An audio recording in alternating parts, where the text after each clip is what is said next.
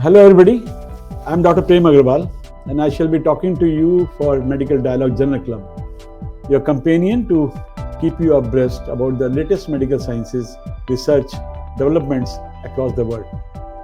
Today I shall be talking to you about a very important topic, that is chest pain, diagnostic considerations and evaluation. Recently ACC has given certain guidelines about this important topic. Chest pain, as you are aware, is one of the most common symptom appearing at emergency department. In fact, after injury, it is the most common symptom by which people come to the emergency department. And the issue with us is that chest pain is caused by a number of diseases. Many of them can be extremely killing or life-threatening, and some of them are very innocuous. So, if I miss a clinical diagnosis of a serious disease, then that can have a very catastrophic results for the patient. And if I admit all those patients who are with the innocuous diseases, it will be an enormous burden to the society as well as the medical system. So recently, ACC has given certain guidelines that how a patient with chest pain should be evaluated at emergency department.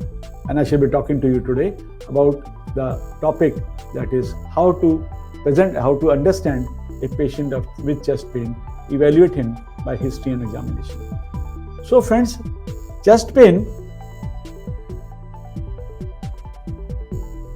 should be defined, and as the guidelines have recently defined, is that every pain in the chest is not only pain in the chest.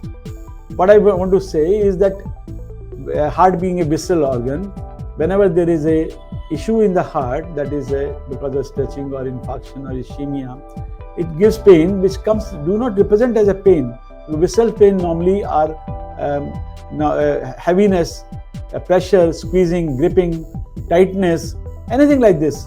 And in the chest, there are a number of organs: the heart, lungs, bones, muscles, and all of them give rise to pain, give in different character.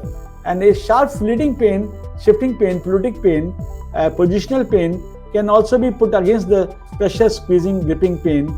And these all pains should be taken consideration, and there should be a diagnostic effort to give the always what pain is there. So we define chest pain like that: it is not only the pain in the chest, and anything happening in the chest is a chest pain. So the initial assessment of the chest pain is recommended very strongly, because the triage of the patient is based upon what symptoms are attributed to what disease, and the symptom which are attributed to myocardial ischemia becomes important, because they have to be taken care of urgently, and a definite treatment has to be created. We have been always talking about typical and atypical chest pain, but recent guidelines have said that atypical chest pain should not be taken up, because atypical means that it is normally misinterpreted as a benign in nature. But the chest pain exact diagnosis should be there. What is suggested now, that we should find out the symptoms, whether it is attributable to myocardial ischemia, that is cardiac, or they are probable cardiac, or they are non-cardiac.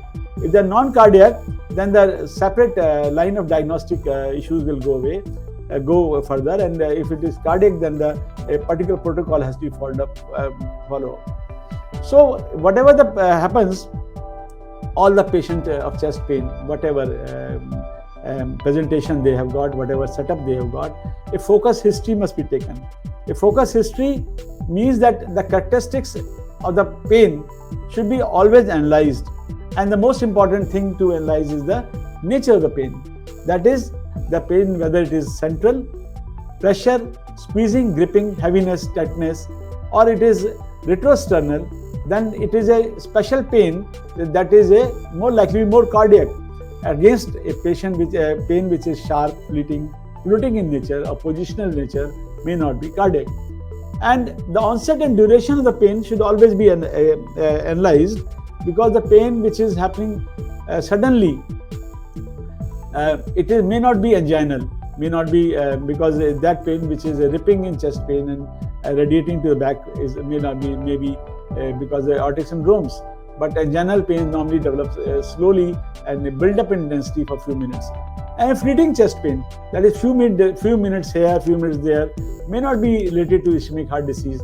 So onset and duration of the pain must be analyzed in the focus history, and the focus history must include the location and radiation of the pain. That the pain, whether it localized to a very limited area or whether it is radiating below the umbilicus or hip, is unlikely to be myocardial ischemic pain. The pain which is retrosternal, radiating more to the left side, or it is radiating to the jaws, is likely to be more in ischemia. The severity of pain is also gives you a lot of idea that a very severe pain never happened before in a hypertensive patient known to have bicuspid aortic valve or aortic dilatation.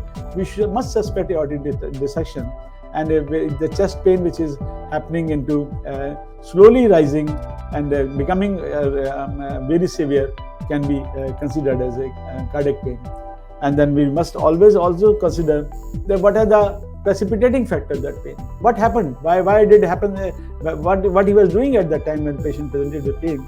And normally, if a patient pain has been precipitated by a stress, exertional stress, emotional stress, then we can consider that it can be anginal. And many times the pain which was used to happen in the body patient before, and suddenly it has occurred at rest with minimal exertion, can be also anginal and usually present with the ACS, that is a myocardial infarction. And the positional chest pain, that is a pain which happens on changing position or moving the arm or moving some body part, is not likely to be ischemic. And then also we should always see that relieving factors, that pain was how it was relieved, whether it was relieved by rest and taking rest, or it was relieved by some sort of nitroglycerin. And a pain which is relieved by nitroglycerin is likely to be because of diagnostic of myocardial ischemia and should always be considered as a chest pain because of coronary artery disease. So friends, if I again recapitulate you on the focus history, which is important, that every pain, whatever type of pain happening in the chest, should be evaluated by a focus history which includes the nature of the chest pain, onset and duration of the chest pain, location and radiation of the chest pain, severity of chest pain, precipitating factors and relieving factor must be considered before passing it to the examination. So before that, also one more thing which has been very highlighted in these guidelines is that women are special, always special, but chest pain in women is also special. More commonly, women do not present as a chest pain, but the associated symptoms are also heavily presenting, like dyspnea, palpitation, diaphoresis, lightheadedness, pre-syncope or syncope.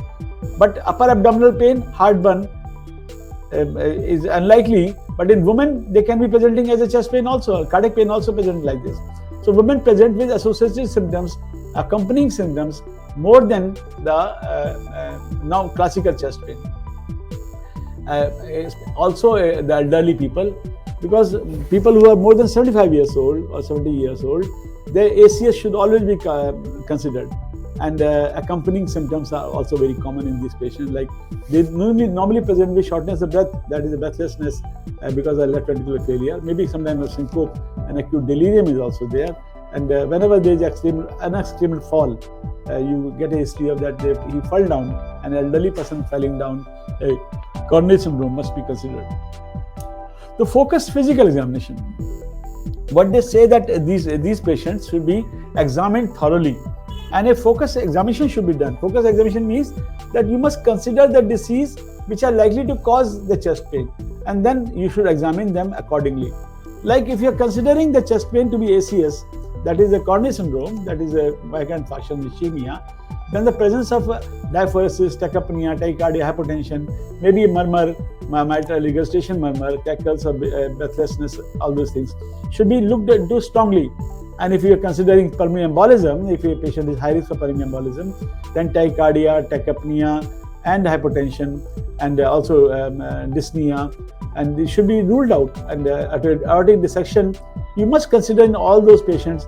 And when you are considering aortic dissection, then you must examine them, differential pulse pressure as well as the BP, and your connective disorder history is also associated with this, and then sometimes they get a syncope also.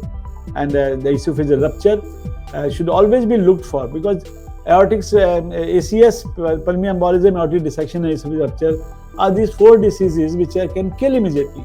And presence of vomiting, severe MSS, subcutaneous emphysema, and pneumothorax suggests too that there is a esophageal rupture. And many times there are cardiac issues, but not coronary cardiac issues like that of the aortic stenosis, hypertrophic cardiomyopathy, aortic regurgitation can also present with angina. And these need deliberate decisions and treatment, and we should rule out these by examination. And a characteristic systolic or diastolic murmur which should always be examined and we should look for. And pericarditis will give you a specific pleuritic chest pain, which will be increased in supine position, lying down, and friction rub can be diagnosed, and myocarditis can give rise to heart failure and present with the S3. And other diseases which are non-cardiac like esophagitis, peptic ulcer disease, gallbladder disease, pneumonia, pneumothorax, costochondritis, all these have a specific symptoms which must be examined before you take the patient for any other further investigation. So friends, chest pain, number one, chest pain should never be taken lightly.